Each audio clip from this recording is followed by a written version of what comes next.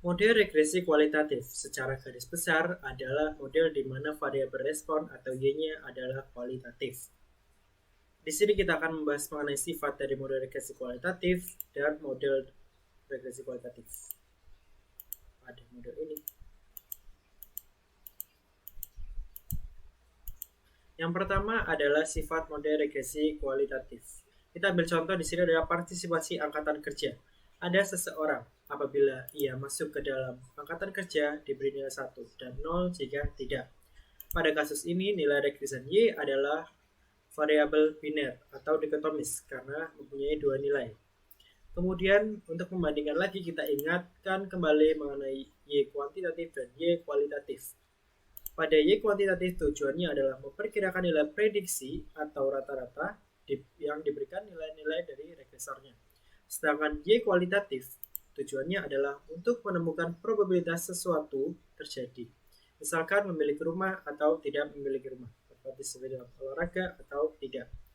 Kemudian model dengan Y adalah kualitatif sering disebut juga dengan model probabilitas. Pada kali ini kita akan membahas yang dasar yaitu model LPM, model Lockheed, dan model Probit. Yang pertama adalah model LPM.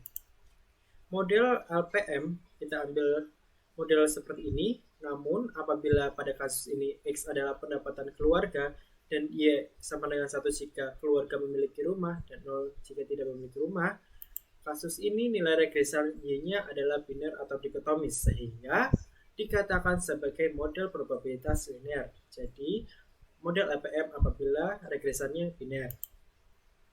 Mengapa? Karena harapan bersyarat dari Y diberikan oleh nilai dari XI-nya. Seperti ini. Diartikan sebagai probabilitas bersyarat yang terjadi akan mengingat nilai dari XI-nya, yaitu probabilitas seperti ini. Jadi pada contoh kemampuan memiliki rumah, ekspektasi dari Y dengan syarat XI memberikan kemungkinan keluarga memiliki rumah dan yang pendapatannya adalah diberikan jumlah XI-nya. Kemudian kita asumsikan ekspektasi dari sesatan sama dengan 0 untuk memperoleh eksponaksiran biasnya. Sehingga diperoleh ekspektasi seperti ini. Kemudian jika PI adalah probabilitas YI sama dengan 1, peristiwa terjadi, dan 1 min P jika peristiwa tidak terjadi, variabel YI memiliki distribusi probabilitas seperti ini. YI-nya sama dengan 0,1 seperti ini. Nah, ini YI mengikuti distribusi probabilitas Bernoulli. Kemudian non-normalitas dari sasaran UI. Dari model regresi yang tadi, UI-nya kita balik seperti ini, dan distribusi probabilitasnya adalah seperti ini. Jika Y-nya 1 sama dengan ini, Y-nya 0 sama dengan ini. Jelas bahwa UI tidak dapat diasumsikan terdistribusi secara normal karena mengikuti distribusi Bernoulli. Kemudian variasi heteroskedasitas dari sesatannya. Ekspektasi dari UI-nya ini, kovariasinya adalah seperti ini. Jika ada korelasi serial, maka sesatan dalam LPM adalah homogestasitas. Kemudian ingat kembali distribusi Bernoulli. Teori statistiknya adalah minnya adalah P dan variasinya adalah P1 min P. Di mana P adalah probabilitas keberhasilan, yaitu sesuatu terjadi. Karena itu variasi kesalahannya adalah heteroskedasitas. Kemudian adalah tidak terpenuhinya ekspektasi dari ini di antara 0 dan 1. Ekspektasi YI dengan syarat X adalah mengukur kondisi probabilitas kejadian Y yang terjadi diberikan oleh X. Biasanya nilainya di antara 0 dan 1. Namun tidak ada jaminan yang pasti mengenai ekspektasi ini tadi. Maka cara menemukannya yang pertama adalah memperkirakan LPM dengan metode OLS. Diperkirakan nilai dari Y topi antara 0 dan 1. Jika beberapa kurang dari 0, yaitu nilainya negatif, maka Y topi diasumsikan menjadi 0 untuk kasus ini. Namun jika lebih besar dari 1, dianggap 1. Cara yang kedua adalah merancang teknik estimasi. Biasanya dilakukan melalui model logik dan model Probit. Selanjutnya adalah nilai yang dipertanyakan dari R-square sebagai ukuran kebaikan yang baik. Untuk memudahkannya, kita lihat pada gambar ini, A, B, dan C. Jika semua nilai Y akan berada bersama dengan X-aksis atau sepanjang garis sesuai dengan 1. Umumnya tidak ada LPM diharapkan cocok dengan sebaran seperti itu. Apakah itu tidak dibatasi LPM, yaitu pada gambar ini, atau LPM yang dipotong atau dibatasi gambar ini memperkirakan sedemikian rupa sehingga tidak akan jatuh di luar 0 dan 1. Akibatnya R2 cenderung jauh lebih rendah dari 1. Biasanya R2-nya itu antara 0,2 dan 0,6. R2 adalah model LPM akan tinggi dikatakan lebih dari 0,8 hanya ketika sebaran sebenarnya sangat berkerumunan di sekitar titik A dan B. Lihat gambar ini. Kemudian kita masuk ke contoh supaya kita lebih mudah. Tabel ini data tentang kepemilikan rumah, Y-nya 1, 0, pemilik rumah tidak, pendapatannya X dalam ribuan dolar dan dari 40 keluarga. Modelnya seperti ini interceptnya ini mengartikan probabilitas bahwa sebuah keluarga dengan 0 penghasilan akan memiliki rumah karena nilai ini negatif, dan karena probabilitas tidak boleh negatif maka diubah menjadi 0. Jadi nggak mungkin dong probabilitasnya negatif. Kemudian nilai kemiringan ini mengartikan bahwa setiap unit perubahan pendapatan $1.000, rata-rata probabilitas memiliki rumah meningkat sebesar 0,1021 atau sekitar 10%. Kemudian jika X sama dengan 12 atau $12.000, kemungkinan mempunyai rumahnya sebesar ini, artinya keluarga dengan penghasilan $12.000 akan memiliki rumah sekitar 28%. Kemudian pada tabel ini kita lihat kembali bahwa terdapat 6 negatif dan 6 lebih dari 1 ini. Meskipun nilai ekspektasinya adalah positif dan kurang dari 1, estimator YI, tapi tidak harus selalu positif atau kurang dari 1. Ini yang menjadi alasan bahwa LPM bukan model yang direkomendasikan ketika variabel dependen adalah dikotomis, bahwa jika estimasi YI semua positif dan kurang dari 1, LPM masih ada heteroskedasitasnya. Konsekuensinya SE tidak dapat percaya, maka kita menggunakan model WLS untuk mendapatkan estimasi yang lebih efisien dari standar error-nya. Kita memerlukan bobot WI topi. Tetapi perhatikan bahwa karena perubahan YI negatif dan ada juga yang lebih dari 1, maka WI topi akan negatif. Jadi kita bisa menggunakan WLS dengan menguranginya menjadi 28 observasi. Sehingga diperoleh model seperti ini, ada pembobotnya ini. Dibandingkan dengan model yang 40 pengamatan tadi, SE-nya lebih kecil. SE lebih kecil dan rasio T-nya lebih besar. Flap-nya lebih besar. Tapi kita harus mengambil hasil dari model ini dengan grain of salt atau dengan sedikit berat hati karena pada model ini membuang 12 pengamatan. Setelah kita mempelajari tadi model probabilitas linear dari rumus dan penerapannya, pada kesempatan kali ini kita akan coba aplikasi dari model probabilitas linear itu sendiri. Nah, kita ambil contoh 15.1 tentang penelitian Cohen, Rea, dan juga Lerman. Mereka melakukan penelitian di Departemen Tenaga Kerja Amerika Serikat untuk memeriksa partisipasi angkatan kerja dari berbagai kategori kerja sebagai fungsi dari beberapa variabel sosial, ekonomi, dan juga demografis. Nah, kalau kita lihat dari tabel itu adalah tabel partisipasi angkatan kerja yang sudah dihitung nilai koefisien dari tiap kategorinya. Nah, lalu bagaimana kita membaca dari tabel tersebut? Nah, kita mencoba mencari probabilitas partisipasi angkatan kerja dari wanita yang sudah menikah lalu berusia 22 hingga 54 tahun dengan 12 hingga 15 tahun bersekolah dengan tingkat pengangguran saat itu 2,5 hingga 3,4%, lalu perubahan pekerjaan dari 3,5 menjadi 6,49%, lalu relatif peluang kerja sebesar 74% atau lebih, dan dengan filo itu sebesar $7.500 atau lebih. Nah, kita hitung secara regresi. Konstannya 0,4368, lalu wanita yang sudah menikah itu kita pilih marriage order 0,1523, lalu berusia 22 hingga 54 tahun Itu karena kosong maka kita tidak masukkan.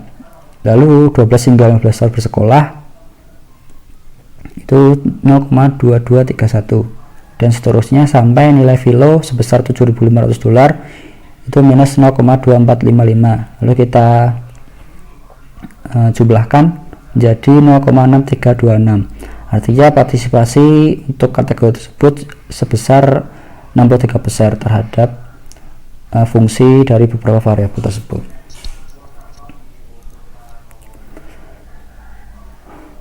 Nah, selanjutnya kita akan melihat alternatif lain dari model probabilitas linear itu. Nah, sebenarnya LPM itu memiliki beberapa masalah. Salah satunya tidak normal, lalu memiliki heteroskedastisitas, lalu kemungkinan di luar kisaran 0 sampai 1 dan nilai R kuadrat yang umumnya lebih rendah. Nah, dari 4 masalah ini sebenarnya ada solusi.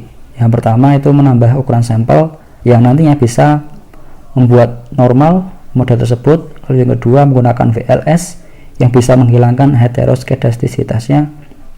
Lalu yang ketiga menggunakan kuadrat kecil atau teknik pemrograman matematika yang sesuai. Itu bisa membuat nilai kisaran itu antara 0 sampai 1. Nah, jika kita menggunakan titik ketiganya itu otomatis nilai R kuadratnya itu akan lebih besar. Nah, LPM ini kan seperti namanya ya, itu hanya untuk model linear terhadap X, maka tidak bisa dilakukan pada kasus yang non-linear terhadap X. Maka perlu model lain, yaitu yang pertama adalah model logit, yang kedua adalah probit. Sekarang kita masuk ke model logit. Nah, kalau kita lihat LPM tadi itu adalah linear dengan PI sama dengan E, Y sama dengan 1 dengan syarat XI. Itu hasilnya beta 1 plus beta 2 XI. Nah, sedangkan logit itu kan non linear. Lalu PI sama dan mendapatkan rumus 1/1 plus E pangkat minus beta 1 plus beta 2 XI. Nah, lalu kita ubah dengan model yang lebih sederhana. Lalu PI sama dengan 1 plus 1 plus E pangkat minus ZI, di mana ZI adalah beta 1 plus beta 2 XI, didapat E pangkat Z per 1 plus E pangkat Z. Nah, ini merupakan fungsi distribusi dari model logit itu sendiri. Nah, model logit itu sebenarnya bisa menjadi linear. Dengan cara apa? Kita lihat jika PI adalah probabilitas memiliki rumah, maka 1 min PI itu adalah probabilitas tidak memiliki rumah. Dengan rumus 1 plus 1 sama 1 per 1 plus E pangkat ZI. Itu adalah probabilitas tidak memiliki rumah. Lalu kita bandingkan antara PI dan 1 min PI, didapat 1 plus E pangkat ZI per 1 plus E pangkat minus ZI, didapat hasil E pangkat ZI. Nah, PI per 1 min PI itu adalah rasio odds, di mana merupakan rasio probabilitas bahwa keluarga akan memiliki rumah dengan probabilitas tidak akan memiliki rumah. Nah, untuk menjadi linear maka perlu dilogkan rasio odds tersebut menjadi ln PI per 1 min PI didapat ZI, di mana Z itu tadi adalah beta 1 plus beta 2 XI, yang dimana itu adalah linear dalam X dan juga linear dalam parameter. Nah, setelah kita melihat model logit itu sendiri, maka kita akan bisa melihat beberapa fitur dari model logit itu sendiri. Fitur yang pertama adalah saat nilai P dari 0 ke 1, maka logit L bergerak dari minus tak hingga ke plus tak hingga. Artinya meskipun probabilitas terletak antara 0 dan 1, nilai logit itu tidak dibatasi pada nilai tersebut. Nah, yang kedua, meskipun L linear terhadap X, probabilitasnya sendiri itu tidak. Nah, ini berbeda dengan model probabilitas linear, di mana probabilitasnya itu meningkat secara linear terhadap X. Yang ketiga, meskipun hanya menggunakan satu variabel independen X seperti model sebelumnya, seseorang dapat menambahkan sebanyak mungkin regresor itu sesuai dengan teori yang mendasarinya. Lalu fitur yang keempat, jika nilai L adalah positif ketika nilai regresor meningkat, maka odds regresan yang sama dengan 1. Nah, jika L negatif, itu kemungkinan kemunduran sama dengan 1 yang akan berkurang ketika nilai X meningkat. Atau lebih jelasnya, logit menjadi negatif dan semakin besar dalam besarannya ketika rasio odds menurun dari 1 hingga 0, dan menjadi semakin besar dan positif ketika rasio odds meningkat dari 1 menjadi tak terbatas. Itulah selanjutnya adalah kita melihat interpretasi dari 15.5.6, di mana itu nilai log odds-nya yang mendukung kepemilikan rumah berubah ketika pendapatan berubah oleh 1 unit, katakanlah $1.000. Intercept atau titik perpotongan dari beta 1 adalah nilai log odds itu sendiri yang mendukung kepemilikan rumah jika pendapatan itu 0. Nah, interpretasi dari intercept ini seperti biasa tidak memiliki arti fisik. Lalu selanjutnya diberikan tingkat pendapatan tertentu, katakanlah X bar. Nah, jika kita ingin melihat probabilitas dari memiliki rumah itu sendiri, maka 15.5.3 itu bisa dilakukan jika perkiraan beta 1 plus beta 2 itu tersedia. Namun pertanyaan sekarang adalah bagaimana kita memperkirakan beta 1 dan beta 2 itu sejak awal? Nah, jawabannya akan diberikan dalam bagian selanjutnya. Nah, fitur yang terakhir adalah sedangkan LPM mengasumsikan bahwa PI secara linear terkait dengan XI, maka model logit itu mengasumsikan bahwa log rasio odds itu terkait linear dengan XI. Itu yang bisa saya sampaikan. Selanjutnya akan dilanjutkan oleh Nindi. Selanjutnya yaitu estimasi dari model logit. Ini bentuk umum persamaannya akan diestimasi yaitu LI sama dengan ln PI per 1 min PI sama dengan beta 1 plus beta 2 XI plus UI menjadi persamaan 15T6T1. Kemudian bentuk datanya itu ada data tunggal dan data berkelompok.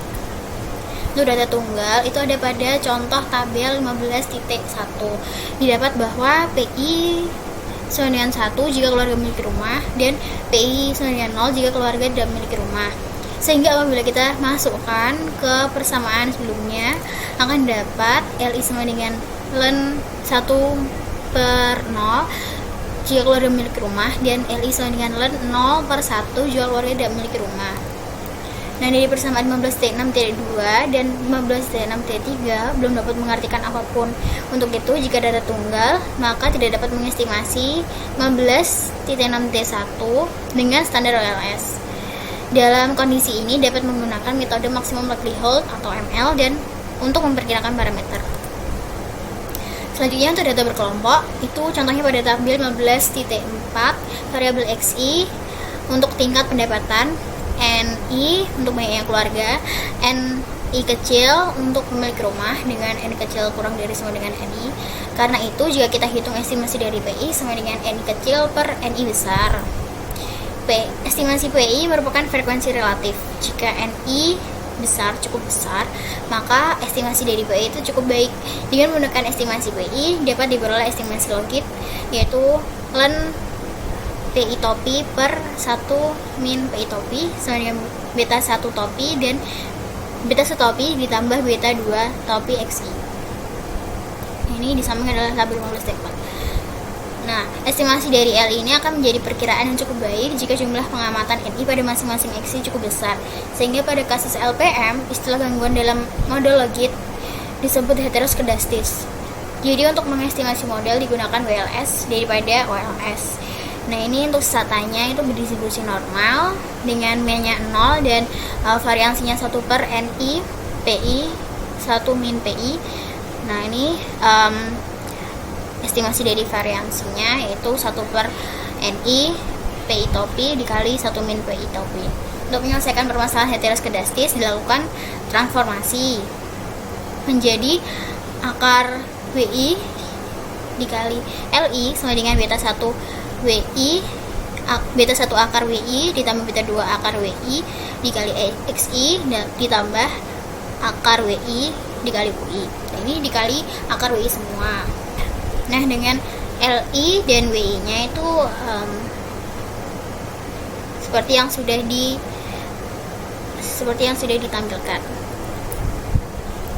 Kemudian ini adalah contoh dari data berkelompok untuk estimasi logit atau the group logit model. Berikut ini merupakan hasil regresi WLS dari tabel 15D4. Nah, ini hasilnya. Nah, interpretasi logitnya yaitu koefisien kemiringan diperkirakan menunjukkan untuk 1 unit $1.000 naik pada pendapatan tertimbang. Log tertimbang dari peluang memiliki rumah naik 0,008 unit. Untuk mendapatkan hasil berdasarkan OLS atau regresi tidak tertimbang, maka dilakukan perhitungan probabilitas dan perhitungan laju perubahan probabilitas sehingga diperoleh seperti yang ada di layar. Nah, itu tadi untuk contoh data berkelompok. Nah, ini contoh data tunggalnya. Ini seperti tabel 15D7 yang berdasarkan tabel 15D7 ini persamaan model logit dapat ditulis sebagai berikut, yaitu LI sama dengan len PI min 1 min PI sama dengan beta 1 ditambah beta 2 GPA, terus ditambah beta 3 touch, ditambah beta 4 PSI, ditambah UI, karena ini ada 3 variabel independennya ada 3. Nah, setelah dilakukan perhitungan didapatkan hasil sebagai berikut. Ini dari software dan ini untuk dimasukkan ke dalam model yang tadi. Artinya kenaikan GPS satu-satuan dengan variabel independen lainnya konstan akan menaikkan positif LI topi sebesar 2,8261. Kenaikan touch satu-satuan variabel independen lainnya konstan akan menaikkan positif LI topi sebesar 0,0951. Kenaikan PSI satu-satuan dengan variabel independennya lain konstan akan menaikkan positif LI topi sebesar 2,3786. Interpretasi yang lebih bermakna adalah dalam hal peluangnya yang diperoleh dengan mengambil antilog dari berbagai koefisien kemiringan. Jika diambil antilog dari koefisien PSI didapatkan 10,7897. Nah, ini menunjukkan bahwa siswa dengan metode pengajaran baru 10 kali lebih mungkin untuk mendapatkan nilai A dibanding siswa yang tidak. Berlaku untuk hal yang lainnya. Yang selanjutnya yaitu model profit. Model profit atau bisa disebut juga model normit yaitu model estimasi yang muncul dari CDF normal. Model profit berdasarkan teori utilitas atau perspektif pilihan rasional tentang perilaku seperti yang dikembangkan oleh McFadden. Contohnya yaitu keputusan keluarga ke I untuk memiliki rumah atau tidak tergantung pada indeks utilitas II yang tidak dapat diobservasi atau bisa juga disebut variabel laten yang ditentukan oleh variabel penjelas.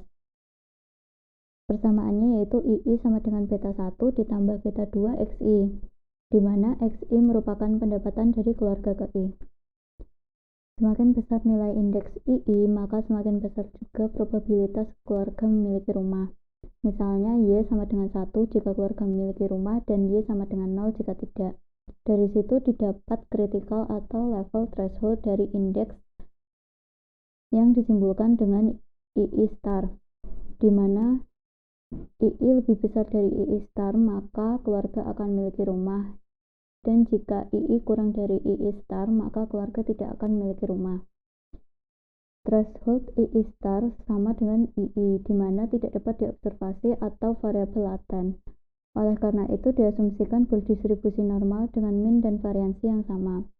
Dari situ, maka kita dapat mengestimasi parameter dari indeks yang diberikan seperti pada persamaan 15.9.1 dan juga memberikan beberapa informasi tentang indeks yang tidak dapat diobservasi sendiri. Probabilitas dari II star kurang dari atau sama dengan II dapat dihitung dari standarisasi CDF normal. Berikut persamaannya yang merupakan PY sama dengan 1X merupakan probabilitas suatu peristiwa terjadi memberikan nilai variabel X, dan ZI merupakan variabel standar normal dan F merupakan CDF normal standar. Untuk persamaan FII sama dengan 1 per akar dari 2Pi integral yang berjalan dari minus tak hingga sampai II eksponensial min Z kuadrat per 2 dz. Probabilitas dari memiliki rumah dihitung oleh area kurva normal standar dari minus tak hingga ke II seperti pada gambar 15.4a. Untuk memperoleh informasi dari II serta pada beta 1 dan beta 2, maka menggunakan inverse dari persamaan 15.9.2, di mana II sama dengan F inverse dari II sama dengan F inverse dari PI. Dari situ didapat persamaan beta 1 ditambah beta 2 XI. F inverse merupakan inverse dari CDF normal. Nah, pada gambar di samping yaitu 15.4 yang A didapatkan dari ordinat probabilitas kumulatif memiliki rumah yang diberikan II star kurang dari sama dengan II. Untuk gambar yang B didapat dari nilai absis II yang diberikan oleh nilai PI yang merupakan kebalikan dari yang pertama. Yang selanjutnya yaitu estimasi profit dengan data berkelompok G-profit. Dalam bahasa profit, analisis indeks utilitas yang tidak dapat diobservasi II dikenal sebagai ekuivalen normal menyimpang atau NED atau normit. Karena NED atau II akan negatif setiap kali PI kurang dari 0,5, maka dalam praktiknya angka 5 ditambahkan ke NED dan hasilnya disebut profit. Untuk contohnya menggunakan tabel 15.10 dan didapatkan outputnya pada tabel 15.11 dan 15.12. Untuk interpretasinya, dari tabel 15.11 diambil nilai X dari tabel 15.5, misal X sama dengan 6 satuan ribu dolar, kemudian dicari fungsi densitas normal pada F minus 1,0166 ditambah 0,04846 dikali 6, di mana 6 itu merupakan X, sama dengan F minus 0,72548. Kemudian dicari probabilitas densitas dengan distribusi normal Z sama dengan minus 0,72548. Kemudian didapat probabilitas densitas normalnya sekitar 0,3066, bisa dicek di Minitab. Lalu 0,3066 dikali 0,04846 didapat 0,01485. Ini berarti bahwa dimulai dengan level pendapatan 6.000 dolar, maka jika pendapatan meningkat 1.000 dolar, probabilitas sebuah keluarga membeli rumah meningkat sekitar 1,4%. Dibandingkan dengan LPM dan model Lockheed, perhitungan perubahan probabilitas menggunakan profit modelnya agak membosankan. Cara menemukan estimasi probabilitas dari model G-profit yang dipasang bisa dilakukan dengan mudah. Menggunakan data tabel 15.11 dan memasukkan nilai-nilai X dari tabel 15.5, pembaca dapat memeriksa bahwa nilai NID kedua digit adalah sebagai berikut. Misal nilai NID ke minus 0,63, maka probabilitas densitasnya sekitar 0,2647. Untuk nilai NID 0,43, maka probabilitas densitasnya sekitar 0,6691. Jika membandingkan estimasi ini dengan nilai aktual yang diberikan dalam tabel 15.5, keduanya cukup dekat, menunjukkan bahwa fitted model cukup bagus. Secara grafis, apa yang baru saja dilakukan sudah ditunjukkan di gambar 15.4.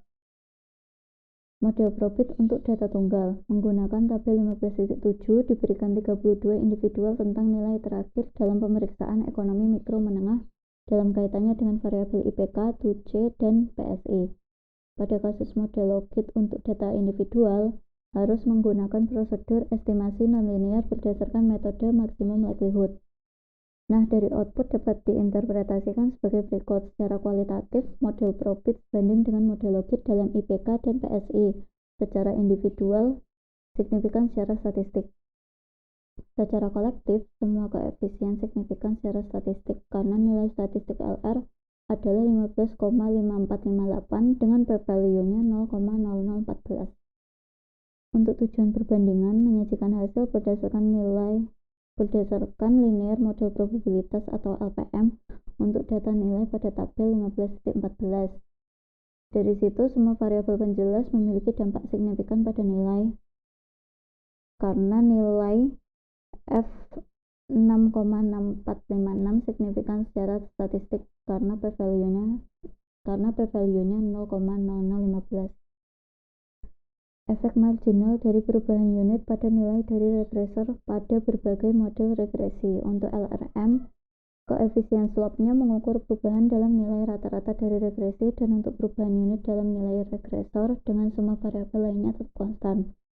Untuk LPM, slope koefisiennya mengukur secara langsung perubahan dalam probabilitas suatu peristiwa yang terjadi sebagai hasil dari perubahan nilai unit dari regresor, dengan efek dari semua variabel lain tetap konstan. Untuk model logit, koefisien kemiringan memberikan perubahan dalam log peluang yang terkait dengan perubahan unit dalam variabel itu. Semua variabel lainnya konstan. Untuk model probit, tingkat perubahan dalam probabilitas agak rumit dan diberikan oleh BJ FZI, di mana FZI merupakan fungsi densitas dari variabel normal standar dan ZI yaitu model regresi yang digunakan dalam analisis, di mana ZI merupakan beta 1 tambah beta 2 X2I sampai beta K XKI. Yang selanjutnya model logit dan probit. Aplikasi kedua modelnya mirip. Perbedaan utama adalah bahwa distribusi logistik mempunyai ekor sedikit lebih gemuk yang dapat dilihat pada gambar 15.6. Artinya, bersyarat probabilitas PI mendekati 0 atau satu tingkat yang lebih lambat di logit daripada di probit. Ini dapat dilihat lebih jelas dari tabel 15.15. Karena itu, tidak ada alasan yang menarik untuk memilih satu dari yang lainnya. Meskipun dalam praktiknya, banyak peneliti memilih model logit karena kesederhanaan matematis komparatifnya. Meskipun modelnya mirip, harus berhati-hati dalam menginterpretasi koefisien yang diestimasikan dengan dua model. Contohnya untuk data nilai. Pada koefisien GPA didapatkan 1,6258 untuk model probit dan 2,8261 untuk model logit. Dari kedua hasil tersebut tidak dapat dibandingkan secara langsung karena keduanya memiliki nilai rata-rata 0 tetapi nilai variansinya berbeda, di mana 1 untuk normal standar dan pi 2/3 untuk distribusi logistik. Oleh karena itu, jika mengkalikan koefisien probit dengan sekitar 1,81 yaitu mendekati pi per 3, hasilnya akan mendekati nilai koefisien logit. Contohnya, koefisien probit dari GPA 1,6258 dikali 1,81 sama dengan 2,94 yang mana mendekati koefisien logit. Cara lain yaitu koefisien logit dikalikan dengan 0,55 akan mendapatkan koefisien probit. Menurut Amemiya, koefisien logit dikali dengan 0,625 untuk mendapatkan estimasi yang lebih baik dan sesuai ke estimasi probit. Sebaliknya, koefisien probit dikali dengan 1,6 memberikan koefisien logit yang sesuai. Kebetulan Amemiya juga menunjukkan bahwa koefisien LPM dan model logit terkait sebagai berikut. Selanjutnya yaitu model regresi Tobit. Nah, model regresi Tobit ini merupakan analisis regresi di mana variabel tak bebasnya terdiri dari nilai-nilai yang diskrit dan kontinu. Nah, di sini ditemukan oleh James Tobin, ekonom pemenang Nobel, di mana saat itu dia menganalisa terkait dengan pengeluaran rumah tangga terhadap pembelian mobil. Nah, di sini kita tahu bahwa mungkin ada rumah tangga yang tidak memiliki mobil sehingga tidak memiliki pengeluaran terhadap itu, sehingga didapatkan nilai data yang 0. Nah, di sini ketika kita menggunakan model regresi linear, maka akan menghasilkan parameter-parameter yang bias dan tidak konsisten karena memang nantinya hasilnya akan ketika menggunakan OLS itu akan mendekati nilai 0 dan tidak signifikan. Nah, di sini untuk mengatasi hal tadi diketahui bahwa kita akan menggunakan metode yaitu maximum likelihood. Nah, maximum likelihood ini kenapa dipilih? Karena dia akan memaksimalkan nilai dari likelihood function dengan mencari parameter-parameter regresi yang memberikan nilai tertinggi untuk likelihood function tersebut. Nah, di sini ketika kita menggunakan ML ini akan menghasilkan parameter-parameter yang tidak bias dan konsisten, sehingga lebih baik menggunakan metode ML ini daripada OLS untuk model regresi Tobit untuk data-data yang seperti tadi. Nah, untuk model standarnya ini bisa dilihat bahwa untuk YI-nya lebih besar sama dengan 0, maka YI itu sama dengan beta 1 ditambah beta 2X I ditambah UI. Nah, untuk Y yang lainnya itu Y-nya sama dengan 0, dan untuk model Tobitnya itu mengusulkan bahwa jelas bahwa untuk variabel tak bebasnya itu sensorat atau memang memiliki nilai yang continue dan discrete. Nah, untuk nilai variabel tidak bebasnya itu bebas. Terus juga untuk variabel yang itu dikurangkan benar dan asumsi-asumsi klasik. Nah, di sini kita bisa lihat dari contoh untuk permasalahan kasus dari model regresi Tobit. Nah, di sini kita terlihat bahwa ketika data di sini untuk pengeluaran orang-orang yang memiliki rumah itu akan berada di antara sumbu X dan sumbu Y, maka dia akan ditunjukkan dengan poin-poin bulat ini. Dan untuk yang tidak memiliki rumah, rumah tangga yang tidak memiliki rumah dan tidak memiliki pengeluaran untuk rumah, maka income-nya akan nol. Dia poinnya, titik-titiknya akan berada di seputar dengan sumbu X. Nah, di sini ketika kita menggunakan model regresi linear, maka akan menghasilkan pendekatan garis regresi yang tidak sesuai karena dia akan mendekati titik-titik yang berada di sini. Sedangkan bahwa titik-titik yang menjadi data di sini tidak hanya yang ada berada melayang di antara X dan Y, tapi juga ada di sumbu X ini saja. Maka pendekatan parameter menggunakan OLS itu dirasa tidak bias dan tidak konsisten. Maka pendekatan menggunakan MLE itu akan lebih baik daripada menggunakan OLS untuk kasus seperti ini. Nah, untuk contoh model Tobitnya, di sini kita lihat bahwa sampelnya ada nama pria dan wanita. Di sini ingin lihat untuk Y-nya itu apakah ada hubungan di luar nikah. Nah, di sini Y itu jumlahnya ya maka karena Y ini di sini untuk model regresi Tobit, maka Y ini di sini kita sensor. Untuk Z1 sampai Z8 itu merupakan ininya variabel tak bebas, variabel bebasnya. Nah, di sini kita lihat bahwa untuk outputnya terjadi perbedaan yang lumayan terlihat antara OLS dengan Tobit. OLS itu model regresi linear. Nah, di sini karena memang kita tahu bahwa Y di sini censored atau memang memiliki data yang discrete dan continue, maka kita menggunakan model regresi Tobit untuk bisa menghasilkan parameter-parameter yang tidak bias dan konsisten. Nah, di sini model regresinya didapatkan yaitu 7,6084 ditambah 0,9457Z1 sampai dengan min 2,2732Z8. Nah, dilanjutkan untuk yang kedua, yaitu model regresi Poisson. Mungkin teman-teman sudah tidak asing dengan model regresi Poisson. Nah, model regresi Poisson ini jelas bahwa model pemodelan yang menggunakan variabel respon atau variabel tak bebasnya, yaitu variabel yang discrete atau memang nilainya yang discrete. Nah, di sini jelas bahwa untuk model regresi Poisson akan mengikuti distribusi Poisson yang kita ketahui bahwa model peluangnya itu FYI sama dengan mu pangkat Y dikalikan dengan eksponensial E pangkat min E eksponensial min mu dibagi dengan y faktorial. Nah, di sini untuk model regresinya nanti akan ketemu yaitu yi sama dengan ekspektasi dari yi ditambah ui sama dengan mu i ditambahkan ui, di mana mu i di sini yaitu beta 1 ditambah beta 2 x2i sampai dengan beta k xki.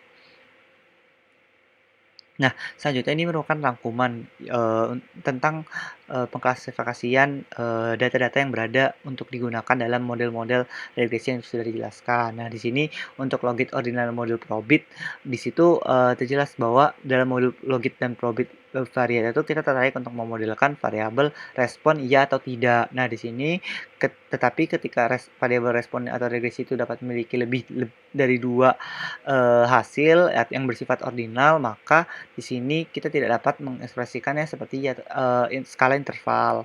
Contohnya seperti sekolah. Sekolah itu di mana kita bisa menuliskan 0 untuk kurang dari SMA, 1 SMA, 2 perguruan tinggi, dan selanjutnya.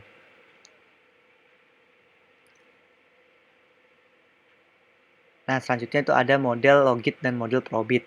Nah, model logit dan model probit di sini akan menjelaskan lebih dari dua kategori atau di peringkat. Nah, tetapi ada situasi di mana regresi itu tidak teratur. Ambil misalnya pilihan mode transportasi untuk bekerja. Pilihannya itu mungkin ada sepeda motor, sepeda, kereta api, mobil, bus. Nah, di sini meskipun ini responnya kategoris, tidak ada peringkat dan urutan di sini mereka pada dasarnya itu akan bersifat nominal. Nah, terus untuk model durasi. Nah, model durasi di sini dikenal sebagai analisis survival atau analisis data waktu ke waktu peristiwa. Nah, di sini contohnya yaitu data yang akan kita tanyakan apa yang menentukan waktu kelangsungan hidup pasien HIV positif. Nah, di sini kan data yang akan kita gunakan yaitu data peristiwa waktu ke waktu. Nah, itu saja dari kami. Mohon maaf apabila ada kesalahan kata-kata yang memang tidak sesuai dengan materinya. Kami mohon maaf apabila memang kami pun masih belajar di sini karena memang kita masih perlu banyak evaluasi yang penting bagi keberjalanan ke depannya. Itu saja dari kelompok kami. Terima kasih. Wassalamualaikum warahmatullahi wabarakatuh. Dan di sini akan dibuka